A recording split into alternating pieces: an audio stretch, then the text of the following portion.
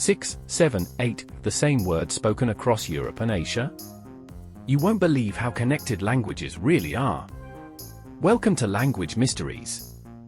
In our last videos, we explored numbers 1 to 5 across Indo-European languages. Today, we continue with 6 to 10, and you'll see how these numbers reveal surprising connections between languages that are thousands of years old. Number 6. The word 6 comes from the Proto-Indo-European root swex. Across Indo-European languages, we can see how this ancient root developed into many different forms. The beginning sound of this number appears as s, sh, or ch. The s and sh sounds are especially close in pronunciation, which helps explain how these variations appeared over time. Let's take a closer look at how different branches of the Indo-European family say 6. Romance languages, Portuguese, Spanish, French, and Italian all begin with an s, such as cis and cis. These forms clearly preserve the original root.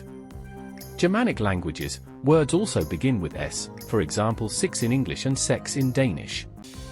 Baltic languages, Lithuanian and Latvian begin with sh and s, seen in forms like shisha and seshi. Slavic languages, many start with sh sound, for example Polish, Ukrainian, and Russian forms like shist or shesh. These remain very close to the ancient sound. Indo-Aryan languages, forms like cha and choi begin with ch, while Marathi preserves an s sound.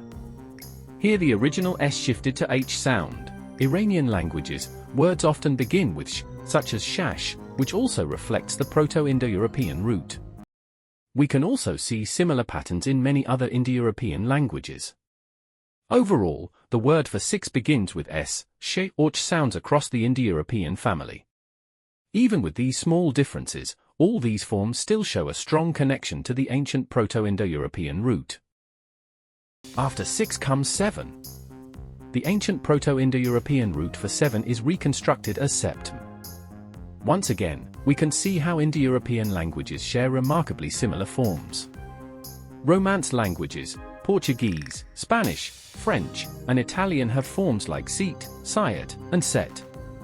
These clearly reflect the ancient root, with the p sound dropped over time. Indo-Aryan languages, many preserve a very similar form, such as sat or sat in Marathi, Hindi, Bengali, and Punjabi. The connection to the original root is still strong. Iranian languages, Kurdish, Persian, Baluchi, and Tajiki use forms like hapt or haft.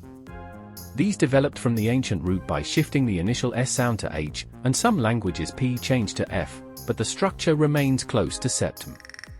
Germanic languages, English 7 and Danish siv also trace back to the same Proto-Indo-European origin. Slavic languages, words like sem, sedum, or sedum similarly show the inherited root with small sound changes. We can also observe related forms in Baltic, Greek, Armenian, and Irish. Overall, most Indo-European languages preserve the same basic ancient root for the number 7, making it one of the clearest examples of shared linguistic ancestry. Number 8. The Proto-Indo-European root for 8 is reconstructed as octo. Now let's explore how different Indo-European branches preserve this ancient form. Romance languages, forms like oito and otto, clearly reflect the original octo, keeping the vowel and overall structure very close to the ancient root.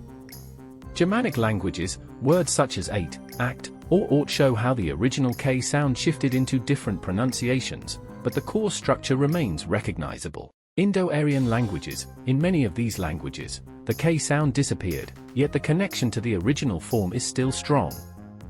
In Iranian languages, the common word hasht preserves most of the ancient structure.